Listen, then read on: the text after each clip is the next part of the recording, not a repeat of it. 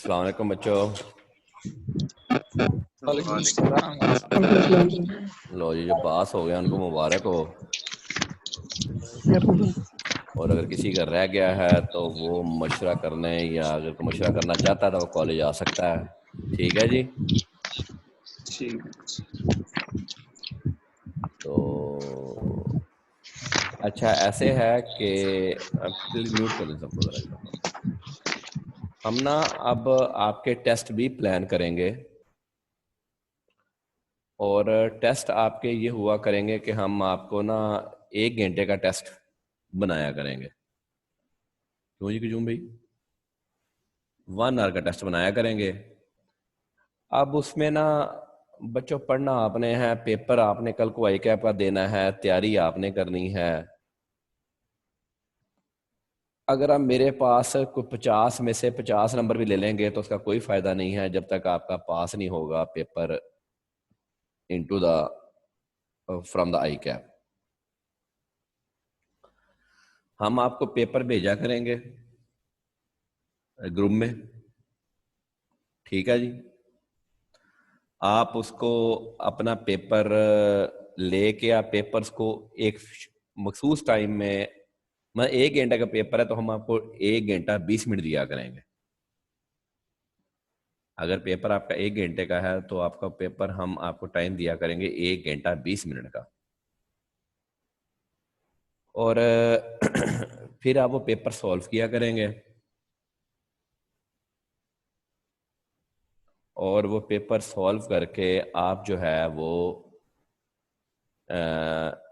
Camp scanner के ज़रिए जो है वो आप हमें दोबारा पेपर भेज दिया करेंगे। कुछ में ग्रुप में भेजा करेंगे। हाँ, ईमेल पे आप कॉलेज का ईमेल आईडी एक जनरेट कर देंगे, टेस्ट सिस्टम का एक ईमेल आईडी जनरेट कर देंगे। उस ईमेल आईडी पे आप कैंप स्कैनर के लिए जो है वो पीडीएफ फॉर्मेट में आप हमें पेपर भेज दिया करेंगे। हम आपका पेपर वहीं ऑनलाइन चेक करके और वहीं से आपको बजाय मैनुअल देने के आपको रीसेंड कर दिया करेंगे ताकि आपको नंबरों का वगैरह का पता चल जाए। तो इसमें अगर किसी का सवाल है तो वो बोले, क्योंकि सैटरडे को सिर्फ इनकम फ्रॉम प्रॉपर्टी का टेस्ट लूंगा मैं। सैटरडे को सिर्फ इनकम फ्रॉम प्रॉपर्टी का टेस्ट होगा 8 सुबह रख लें फर्स्ट टाइम। इनके आगे 9:30 बजे कॉस्ट है ना। आप में से कोई बच्चा कॉस्ट पढ़ता है? Please raise the hand. आप में से बच्चा कोई कॉस्ट पढ़ता है जी? अच्छा, कासिम पढ़ता है जी। और कोई एनीबॉडी एल्स जो कॉस्ट पढ़ रहा हो? चलें, पहला हम ऐसे करेंगे कि हम आपको ना 8 बजे रखेंगे। आप घर से मेल करना 8 से लेकर 9 बजे तक, यानी कि 8 बजे आपको टेस्ट आ जाएगा और 9:30 तक आपने हमें वो वापस रीसेंड कर देना है। सिर्फ इनकम प्रॉपर्टी का ये एक टेस्ट, ये समझे एक टेस्ट का टेस्ट है कि हम एक करने लगे हैं कि ताकि हम भी उसके साथ कुछ सिंक्रोनाइज हो जाए और आप भी कुछ उसके साथ सिंक्रोनाइज हो जाए। इनकम फ्रॉम प्रॉपर्टी का टेस्ट सैटरडे को 8 से 9 बजे होगा। तो किसी को अगर वो कैंप स्कैनर वगैरह का नहीं पता चलता तो वो क्यूम भाई एक शॉर्ट वीडियो बना के और वो आप जो है वो उसके ग्रुप में फेंक देंगे, ग्रुप में अपलोड कर देंगे। वहां से आप देख लीजिएगा, एक बार जरा खुद ट्राई भी कर लीजिएगा, एक पेज लिख के जो है वो आपस में कोई मेल एड्रेस पे भेज के भी देख लीजिए ताकि आपको प्रैक्टिस हो जाए। कोई किसी का कोई सवाल बेटा जी?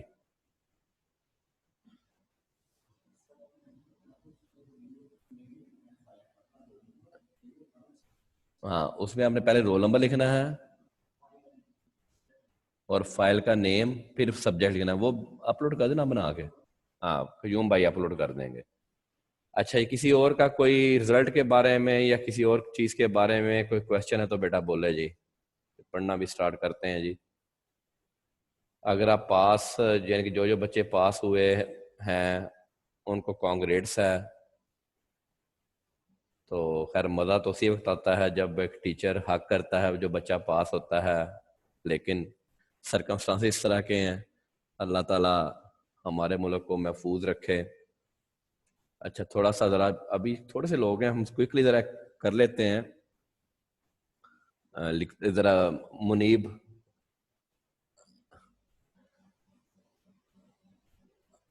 लिखते जाओ ज़रा, रोल नंबर लिखते, नाम लिखो आप पहले। अस्सलाम वालेकुम जी सर। वालेकुम। मुनीब, क्या रिजल्ट रहा आपका बेटा? सर मैंने 2 पेपर दिए थे, अकाउंटिंग का और लॉ का। हम्म। अकाउंटिंग क्लियर है, लॉ में 40 आए। अच्छा, अकाउंटिंग पास है और लॉ में 40 है। लॉ में 40 क्यों है यार? पेपर तो अच्छा हुआ था, पता नहीं अब पेपर अच्छा समझ हुआ नहीं आ था। रही। चलें, ठीक है, आगे चलें जी। अफजल शेर नंबरदार 162। हाँ जी बेटा, चला गया, चलो जी। उसामा सरदार, जी बेटा। अस्सलाम वालेकुम वासलाम जी, कौन कौन से दिए थे? सर। अकाउंटिंग का दिया था, लॉ का दिया था और बीएमबीएस का दिया था। फिर तीनों अकाउंटिंग, लॉ और तीनों बीएम पे तीनों पास हैं? तीन, जी सर। चलो तीनों पास हैं जी, माशाल्लाह जी, मुबारक हो आपको बेटा, बहुत बहुत। अपने खैर अब्बा, मुबारक। अपने घर वालों को मुबारक देना। जी जरूर। फाजिया, जी बेटा। अस्सलाम वालेकुम सर। वासलाम सर जी 2 बेटा। पेपर दिए थे, कौन लॉ कौन का से? और अकाउंटिंग का। लॉ और, अकाउंटिंग, अच्छा, लॉ पास है, अकाउंटिंग में 41 है। क्या बात है। लॉ पास है जी, अकाउंटिंग में 41 है जी, मुफाजिया का बेटा। लॉ लॉ पास है, अकाउंटिंग में 41 है।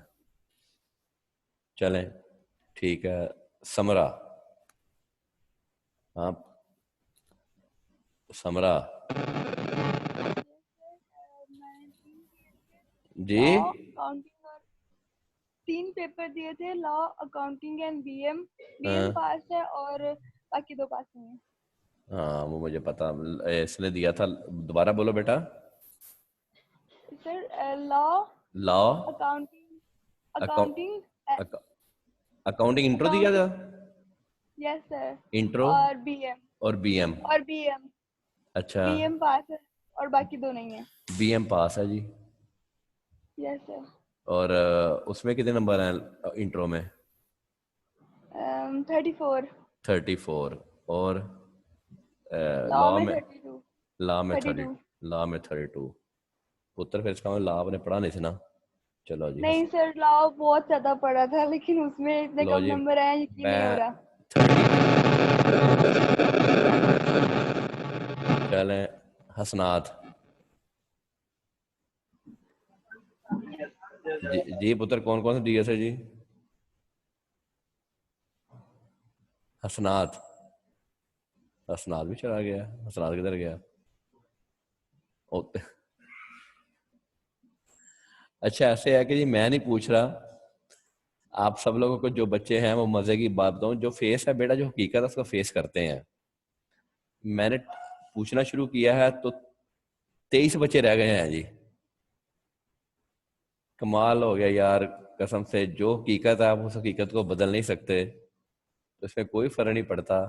बहरहाल मैं अब, रिजल्ट तो खैर वो आपका ऑलमोस्ट हमने वैसे ही देख लिया हुआ है, तो मैंने कहा चलो मैं आप लोगों से पूछ लूं। तो चले हम स्टार्ट करते हैं जी। Income from other sources.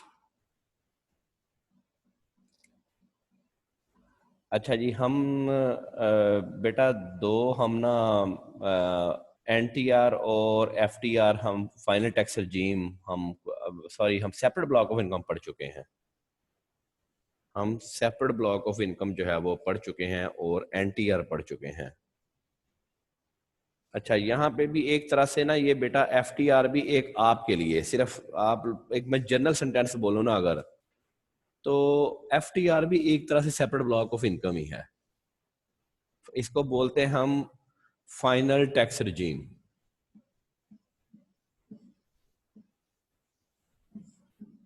Final tax regime। Final tax रजीम में एक्चुअली जो बंदा पेयर होता है ना वो आपको टैक्स काट के पेमेंट करता है।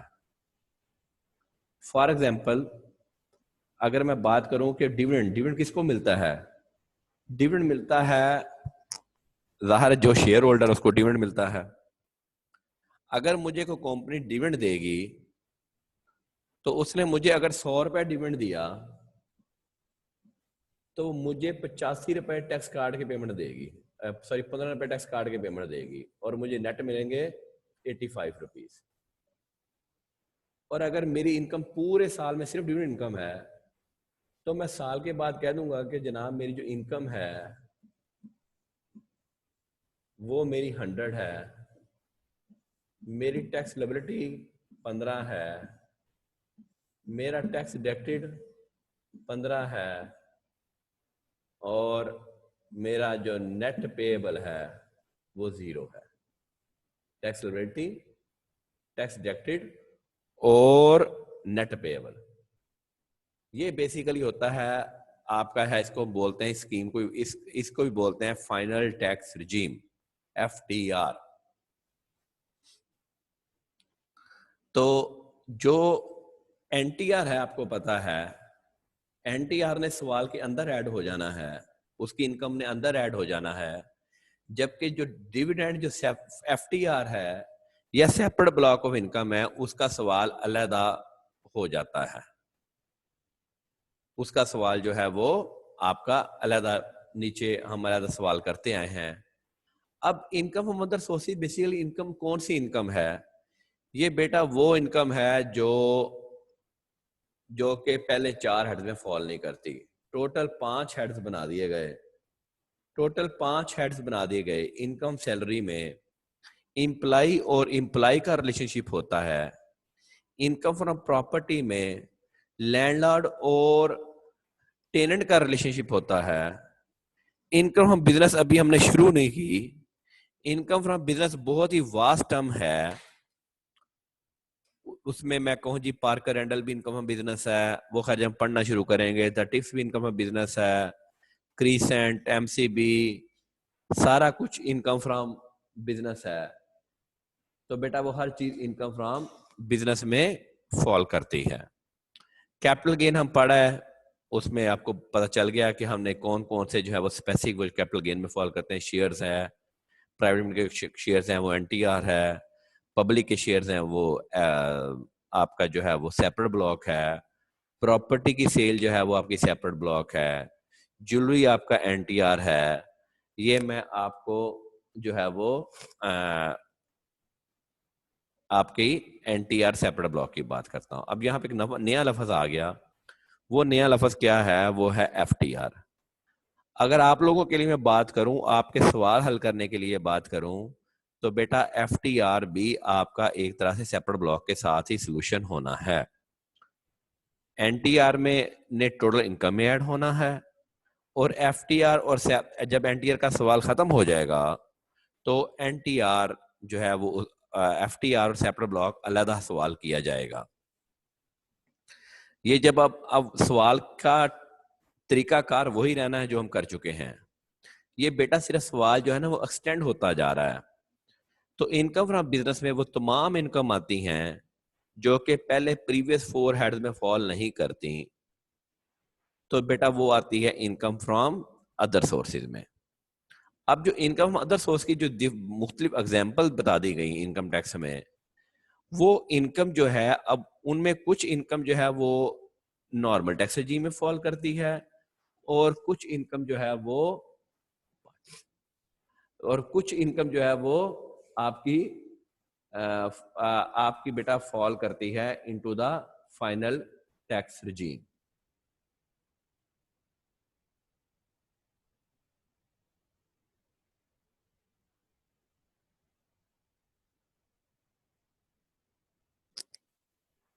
जो आपके दोस्त यार हैं, कोई जो आपको पता है कि लेफ्ट कर गए, 36 बंदों ने क्लास शुरू की थी, तो रिजल्ट का पूछना शुरू किया तो 24 रह गए।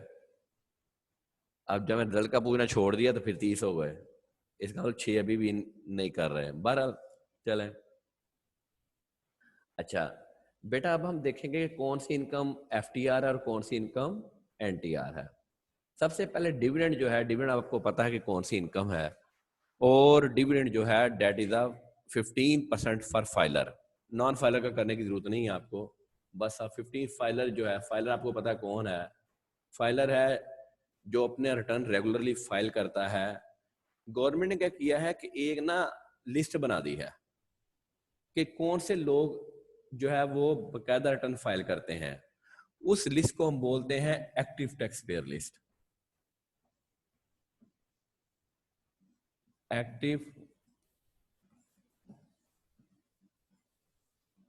ये हर वक्त अपडेट होती रहती है, इसको हम बोलते हैं एटीएल। ये हर 24 घंटे बाद, 48 घंटे बाद या 72 घंटे बाद अपडेट होती रहती है। जिसका नाम इस लिस्ट में शामिल है वो फाइलर है, जिसका नाम इस लिस्ट में शामिल नहीं है वो नॉन फाइलर है। बड़ी सीधी सी बात है, जिसका नाम एक्टिव टैक्स पेयर लिस्ट में शामिल है वो फाइलर है, और जिसका नाम एक्टिव टैक्स पेयर लिस्ट में शामिल नहीं है वो नॉन फाइलर है। अच्छा जी, अब सबसे पहले जी हम देखें जी डिविडेंड। डिविडेंड के ऊपर जनाब 15% है फाइलर के लिए। अब बाकी जरा ये मिटा दें जरा जी, फिर हम जरा हमारे पास स्पेस कम है लिखने के लिए, ये मैं मिटाने लगा हूं जी।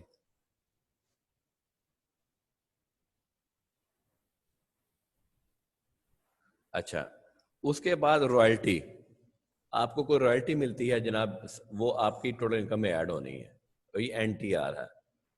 अब रॉयल्टी आपको पता क्या होती है, कोई किताब की हो गई या कोई रूटीन में, जिस तरह ये कोई हम कोई आपकी किसी कौन करनी के लिए दे दें, उसकी रॉयल्टी ले लें, ये आपकी जो है वो माइनिंग के लिए आप दे दें, वो उसकी रॉयल्टी ले लें। जो पहाड़ मेरा है, तुम सोना निकालोगे, चलो मुझे इसकी रॉयल्टी दे देना, डेट इज रॉयल्टी। वो जो इनकम होगी वो एनटीआर होगी।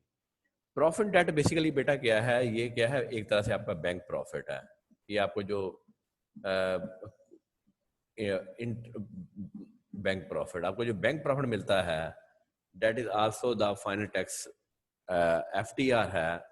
ये एफटीआर किसके लिए है, ये फॉर इंडिविजुअल और एओपी के लिए है। ये बेटा साथ साथ लिखते जाओ, फॉर इंडिविजुअल। कंपनी के लिए, कंपनी के लिखने की जरूरत ही नहीं है, क्योंकि कंपनी का सवाल आपके सिलेबस में ही नहीं है। प्रॉफिट डेट के जरा रेट बताइएगा बेटा, वो लिखे होंगे आगे कहीं। अच्छा जी, बैंक प्रॉफिट के जो रेट है ना जी, वो भी फाइन टैक्स जी में करते हैं, वो आपको ग्रुप में शेयर कर देते हैं। उसकी जिस तरह लिमिट है, कैपिटल गेन की लिमिट थी ना कि इतने पे इतना, इतने पे इतना, इसके भी रेट स्पेसिफिक हैं। इसके टैक्स रेट्स आपको भी दिए जाएंगे। जो इसका फर्स्ट रेट स्टार्ट होता है वो होता है 10% है ना, 15% से। जो इसका पहला रेट, पहला स्लैब रेट स्टार्ट होता है वो होता है जी, वो भी 15% से। कि बैंक आपको जो है वो अगर आपको 100 रुपए देता है तो बैंक आपको 100 रुपए क्रेडिट करता है, साथ ही बैंक 15 रुपए डेबिट कर देता है। आपको नेट 85 रुपए मिलते हैं, और 15 रुपए सरकार के खजाने में बैंक आपके जमा करा देता है। आगे है बेटा additional payment on delayed refund under the tax law. अच्छा, ये जरा बात समझिए एडिशनल पेमेंट की। प्लेन पेज पे आइएगा प्लीज। बाद का ऐसा होता है कि टैक्स ईयर 2017 है, मेरी जो इनकम थी वो थी से 5 मिलियन, और मेरी जो टैक्स लायबिलिटी थी वो थी, अज्यूम कर लें 8 लाख, ये अज्यूम कर रहा हूं मैं। अच्छा, जो मेरा टैक्स कटा हुआ था, जो मुख्तलिफ इदारों ने मेरा टैक्स काट लिया था, वो था से 15 लाख, और मैंने सरकार से कहा था कि मुझे आप टैक्स रिफंड दे दें 7 लाख। अच्छा, ये जो टैक्स रिफंड है, ये सरकार ने भी एक, जिस तरह गवर्नमेंट टैक्स टाइम पे लेती है, जिस तरह बिजली का बिल टाइम पे लेती है, और गवर्नमेंट कहती है कि अगर आपने बिल टाइम पे नहीं दिया तो आपको एडिशनल पेमेंट देंगे। जिस तरह स्कूलों की फीसों के वोचर होते हैं कि अगर आप टाइम पे नहीं देंगे तो हम आपसे और पैसे लेंगे। सिर्फ हम ही शरीफ बंदे हैं कि जो आपको, आप लेट भी पेमेंट करते तो हम कहते हैं चलें कोई बात नहीं, तो इस तरह गवर्नमेंट से अगर मैंने ये टैक्स रिफंडेबल है,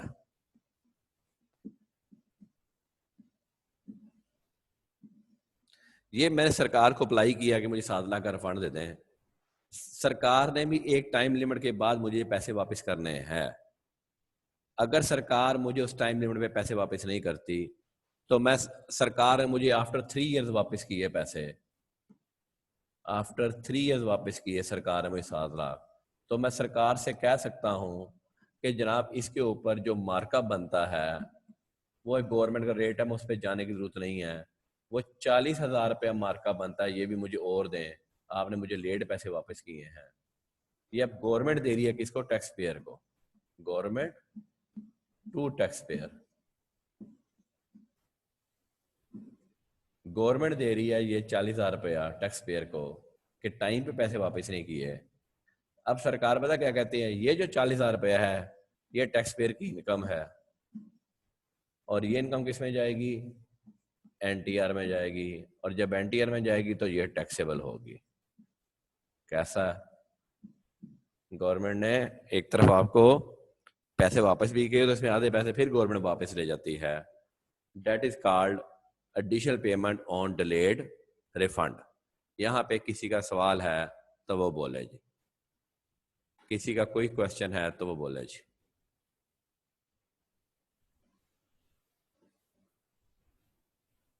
जी शायद मरगू, अस्सलाम वालेकुम सर। आपका रिजल्ट क्या है? सर मेरे उसका इकोनॉमिक्स फेल है सर, अकाउंटिंग और लॉ पास है। अकाउंटिंग और लॉ, इकोनॉमिक्स में कितना नंबर है? सर 44। 44, चले जी जी सर। अच्छा जी बोलो भाई। सर ये मैंने पूछना था कि सर ये जो टैक्स मतलब गवर्नमेंट रिफंड क्यों करेगी उसको, मतलब अगर एक दफा आपने जमा करवा दिया तो कोई बेटा ज्यादा चला गया ना किस- सरकार की तरफ। जी सर। मेरा बिजली के बिल के ऊपर भी टैक्स जाता है, मेरा मोबाइल कॉल के ऊपर भी टैक्स जाता है, ज्यादा चला गया ना गवर्नमेंट की तरफ। जी सर। जैसे सिम अगर आपके नाम है जी जी तो आप टैक्स दे रहे हो ना इसके ऊपर, जी सर। आपकी इनकम टैक्सेबल तो नहीं जी है? सर जी आपकी तो इनकम ही नहीं है ना, जी सर। तो आपकी आप रिटर्न फाइल करके अपना टैक्स रिफंड क्लेम कर सकते हो। सही। ठीक है ना? ठीक सर। हाँ, जी सर। तो गवर्नमेंट की तरफ किसी ना किसी वजह से टैक्स ज्यादा चला गया, किसी ने टैक्स ज्यादा काट लिया। जी सर। ठीक है, जब ज्यादा काट लिया तो मेरी टैक्स रेट जब बढ़ गया तो मैं वापस मांगूंगा, जब कम होता है तो सर। गवर्नमेंट कहते हैं और जमा कराओ। जी सर। तो जब बढ़ गया तो वो रिफंड कर लेंगे। तो रिफंड करेंगे ना फिर। ठीक है जी सर। जी। बेटा किसी और ओके का सर। कोई सवाल तो बोला जी।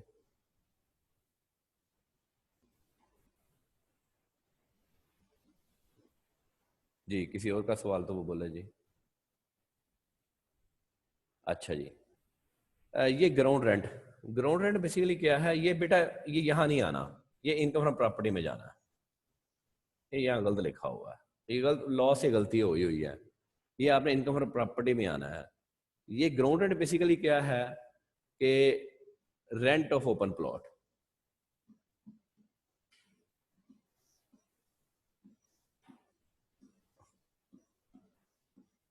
रेंट ऑफ ओपन प्लॉट, जैसे सामने साइकिल स्टैंड बना हुआ ना जी, इसका हम मालिक मकान को हम पैसे देते हैं महीने के। मालिक मकान नहीं है, सॉरी, ये जो प्लॉट का मालिक है। तो ये बेसिकली क्या है? ये ग्राउंड रेंट है।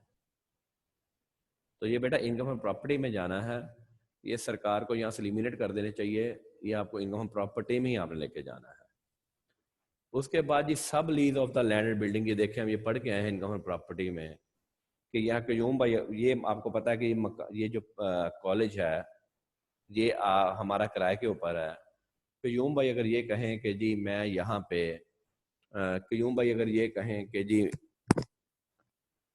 क्यूम भाई अगर ये कहें कि मैं यहाँ पे जी आप शाम को ट्यूशन पढ़ा लूँगा और सर मैं आपको 20,000 रुपये किराया दे दिया करूँगा, तो मुझे 20,000 रुपये जो पर मंथ किराया आएगा वो मेरी इनकम फ्रॉम अदर सोर्सेज होगी, ना कि वो मेरी इनकम फ्रॉम प्रॉपर्टी होगी। तो बेटा ये भी कहाँ जानी है? एनटीआर में। और income from the lease of the any building together with the plant machinery. ये देखिए ये बातें हम इनकम प्रॉपर्टी में पढ़ के आए हैं। अगर एक हॉल है और हॉल का किराया जो है, हॉल में मशीनरी भी लगी हुई है, वो मैंने क्यूम फैक्ट्री, मसल फैक्ट्री है, और क्यूम भाई को मैंने वो रेंटल पे दे दी है, तो जनाब वो भी कहाँ जाएगी, वो भी NTR में जाएगी। Income from provision amenity utilities and सबसे connected with the renting of the building. ये देखें, ये बाद में कहाँ पड़ गए हैं, इनकम प्रॉपर्टी में, कि जहां हमने कहा था कि एक बिल्डिंग है और बिल्डिंग जो है वो हमने किराए पे दी है, और साथ हमने कहा था कि हम उसकी जो यूटिलिटीज हैं हम वो भी जो है वो यूटिलिटीज जो है हम वो भी यूटिलिटी जो है हम वो भी जो है ना वो हम उसके पैसे भी लेंगे। तो वो जो हम यूटिलिटीज के पैसे लेंगे, सिक्योरिटी गार्ड के, लिफ्ट ऑपरेटर के, बिल्डिंग की सफाई के पैसे जो हम लेंगे, वो मेरी इनकम फ्रॉम अदर सोर्सेज है, ये हम पढ़ के भी आए हैं। अगर किसी पेंशन रिसीव्ड बाय पर्सन जो कि एम्प्लॉय नहीं है, बेटा अगर एम्प्लॉय है फिर तो वो कहाँ जानी है, सैलरी में जानी है, not being as an employ. अगर एम्प्लॉय को कोई पेंशन या एन्युटी मिलती है, एन्युटी भी एक रिटायरमेंट बेनिफिट है, तो वो तो सैलरी में जाएगी, लेकिन अगर उसको पेंशन मिलती है जो कि एम्प्लॉय नहीं है, तो वो जनाब आपकी इनकम मदर सोर्स में जाएगी और वो NTR होगी। अब आज ये प्राइस बॉन्ड, आपको पता है कि प्राइस बॉन्ड निकलते हैं। अच्छा, ये प्राइस बॉन्ड भी आपका अब दो तरह से है। आप नॉन फाइलर मत देखें, आप सिर्फ फाइलर ही देखें। प्राइस बॉन्ड के ऊपर टैक्स है जी 15%। प्राइस बॉन्ड के ऊपर टैक्स है 15%।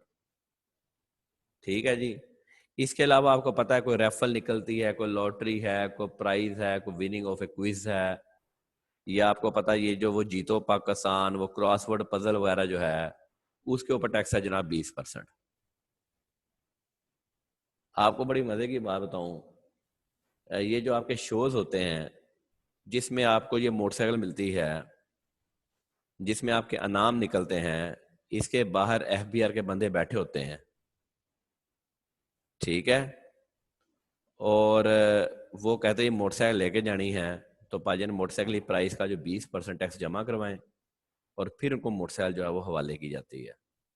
ये पहले तो खैर गवर्नमेंट, माशाल्लाह गवर्नमेंट भी हमारी आधी सो जाती थी। आज से 2 साल पहले तो गवर्नमेंट को पता नहीं होता था, 3 साल पहले, कि जनाब ये हमारी जो है वो टैक्सेबल है या नहीं है। लोग गाड़ियां ले जाते थे, लोग वो कौन सा वो फाल मुसवा बांदर जो है वो क्या वो, सॉरी यार वो रमज़ान है, वो क्या क्या वो बात ऐसे मुंह से निकल गई, वो सोने का सैटर्न ले गया, वो फलां ले गया, वो बेटा सारा इसमें आता है, price offered by the company for promotion, ठीक है। या वो आपको पता है कि क्रॉसवर्ड पजल आती है, या कोई लॉटरी निकल आई, या कोई रेफल निकल आया, तो जनाब उसके ऊपर टैक्स है आपका 20%। प्राइस बॉन्ड के ऊपर 15% है, बाकी चीजों के ऊपर इसमें डिस्टिंक्शन नहीं था।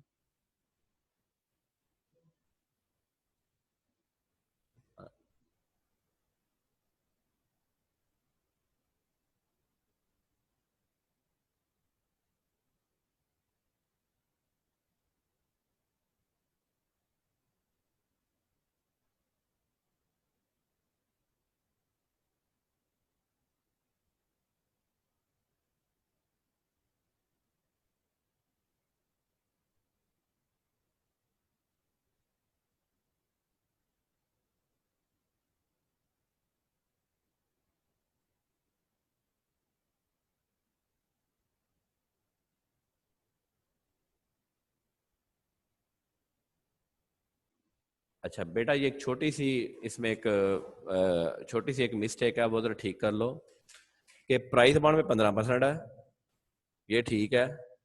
ये जो क्रॉसवर्ड पजल है ना, इसके ऊपर ही 15 है, बाकी सबके ऊपर 20 है। लॉटरी के ऊपर 20 है, कोई क्विज के ऊपर 20 है, prize offered by company for promotion है उसके ऊपर 20 है, क्रॉसवर्ड पजल और प्राइस बॉन्ड के ऊपर 15 है, बाकी सबके ऊपर 20 है। पर ये टैक्स रेट जो है वो आपको जो है वो पेपर में भी दिए जाते हैं। अच्छा आगे चलते हैं जी। Any other amount received for the provision of use exploration property, including for the grant of right to explore or exploit the natural sources। ये जी मेरा पहाड़ है जी, मैंने कहा ठीक है जी, तुम वो करो, उसके मुझे को पैसे दे दिया करो। मैं रॉयल्टी मैंने नहीं कही, मैंने वैसे कहा, या ये जो आपका, जैसे आपको पता है कि ईंटों का भट्ठा होता है, ईंटों के भट्ठे पे वो 7 खेत है, वो कहता है यहाँ से मिट्टी निकाल लो आप, मुझे इसके पैसे दे देना। यानी कि वो खेत मेरा है, भट्टा जो है वो ईंटों का वो क्यूम भाई का है, और क्यूम भाई को मिट्टी चाहिए किस लिए, ईंटें बनाने के लिए। मैं कहता हूँ अच्छा यार मेरे खेत से आप मिट्टी ले लिया करना, लेकिन मैं उसके पैसे लूंगा। ठीक है, वो नेचुरल सोर्स हो गया। तो मुझे जो पैसे मिलेंगे बेटा वो कहाँ जाएंगे, एनटीआर में। अच्छा जी, the fair market value of any benefit whether convertible money और not received in connection with the provision use of exponential property. मुझे कोई मकान मिल गया, इसी तरह उसकी फेयर मार्केट वैल्यू को प्रॉपर्टी मिल गई, इसने कहा अच्छा जी मैं ईंटें लूंगा और मैं आपको ऐसे करता हूँ कि जो फलां जो है ना वो एक खेत, वो मैं आपको बेच देता हूँ, वो आप अपने नाम रख लें विदाउट एनी कंसिडरेशन। तो बेटा वो that will be also the income from the other sources।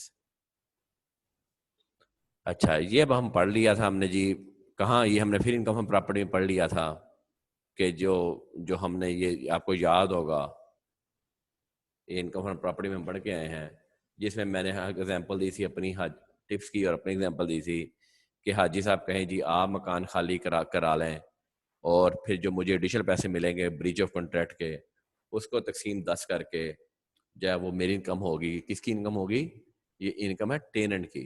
ये इनकम किसकी है, ये टेनेंट की इनकम है।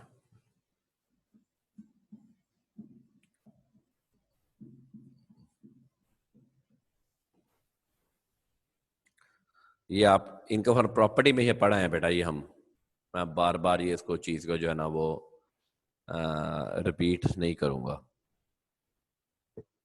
अगर आप इनकम फॉर प्रॉपर्टी में जाकर देखेंगे तो ये हम पढ़ के हैं, हाजी साहब ने ब्रीच ऑफ कॉन्ट्रैक्ट किया था, तो उसका ये भी बेटा एनटीआर में जाना है।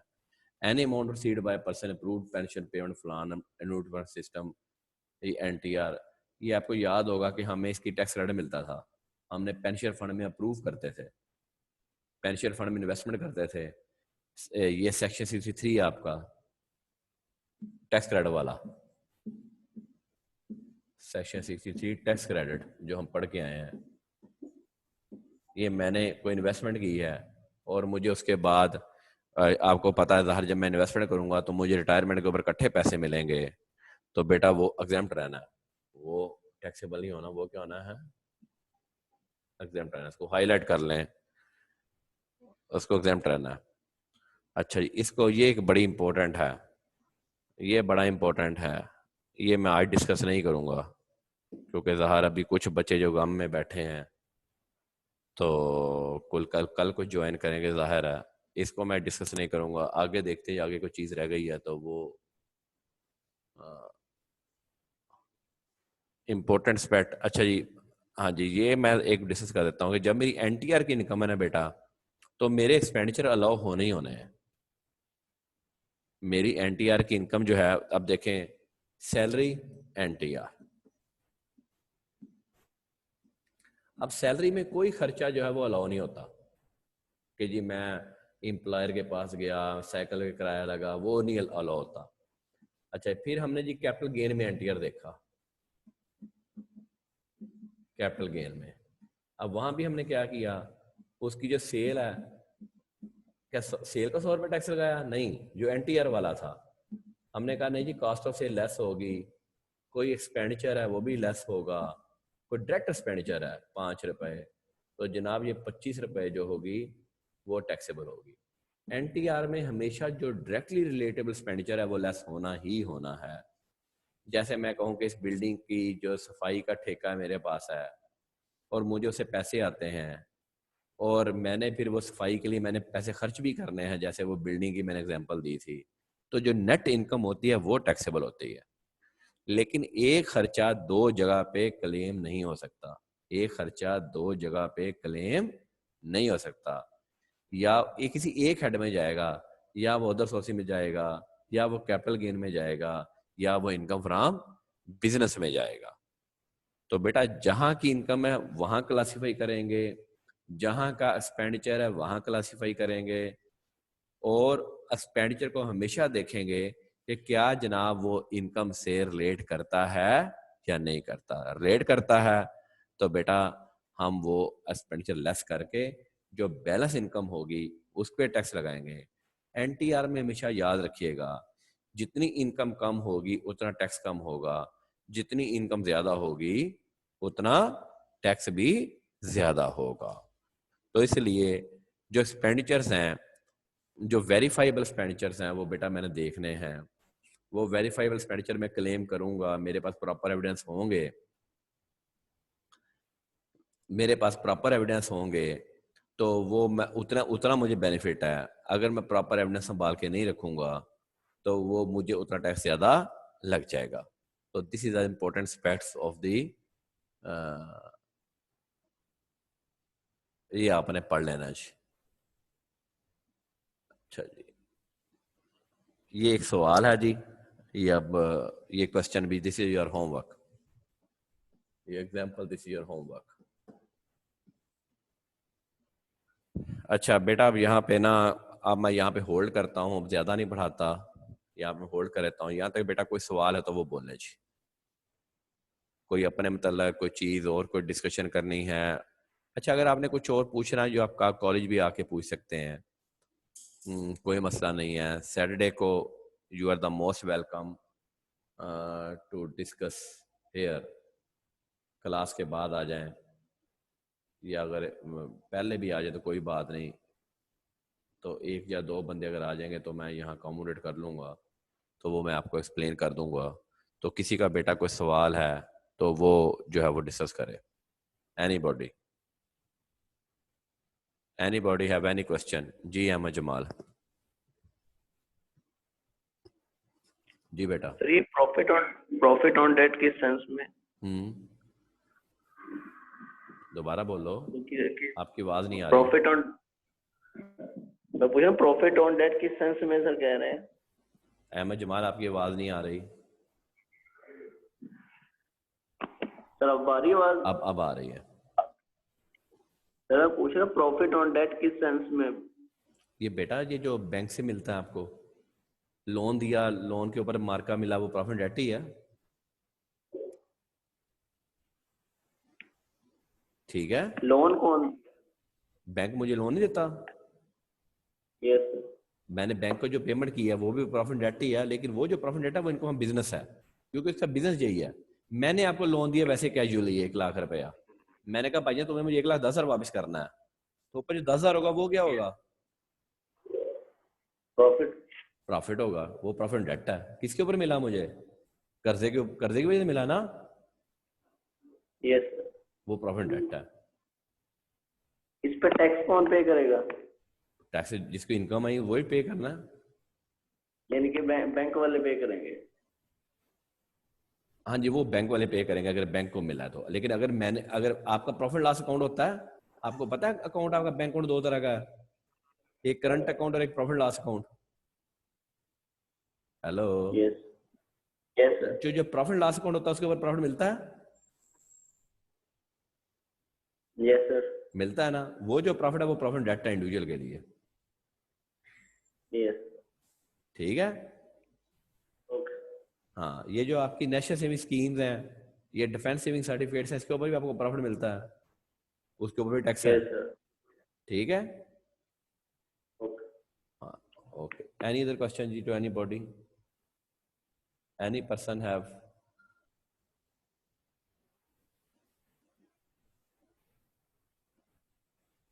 किसी पर्सन ने कोई और सवाल पूछना है बेटा? जी मोहम्मद कासिम। अस्सलाम वालेकुम। वास्सलाम बेटा। सर ये डिविडेंड है, ये इनकम फ्रॉम बिजनेस में नहीं आएगा? नहीं बेटा नहीं, हाँ सर इनकम बिजनेस जरा में क्यों आएगा यार? मैंने शेयर लेके रखे हुए, मेरे मेन थोड़ा इनकम बिजनेस है। मैंने एक कंपनी के शेयर लेके रखे हुए, मुझे डिविडेंड मिल रहा है, मैं उसके लिए कितनी मेहनत कर रहा हूँ जी? कोई भी नहीं। कोई भी नहीं, वो इनकम हम ठीक है, ओके हो गया सर। हाँ। ये अभी जब ना अभी ये पढ़ूंगा फिर हम सवाल करेंगे। अब हमारा मेजर मेडिकल कंप्लीट हो जाएगा जब मैं इनकम हम अदर सोर्स करूंगा। ठीक है ना जी? Okay sir. ये हमारी एक स्टेज कंप्लीट हो जाएगी इनकम अदर सोर्स के बाद। फिर जो इनकम बिजनेस आएगी ना, वो सवाल बिल्कुल अलग आ जाएगा। सही। ठीक है, अब इनकम अदर सोर्स जब मैं कराऊंगा, मैं फिर एक दफा सारे हेड्स रिपीट हो जाने ऑटोमेटिकली। सही। ठीक है, ओके सर। हाँ ओके। किसी और Yes, का कोई sir. सवाल है तो बोले जी। किसी और का कोई क्वेश्चन तो बेटा बोले। लो जी, आज के लिए खुदा हाफिज, बाकी हम कल इंशाल्लाह करेंगे। Thank you very much ji.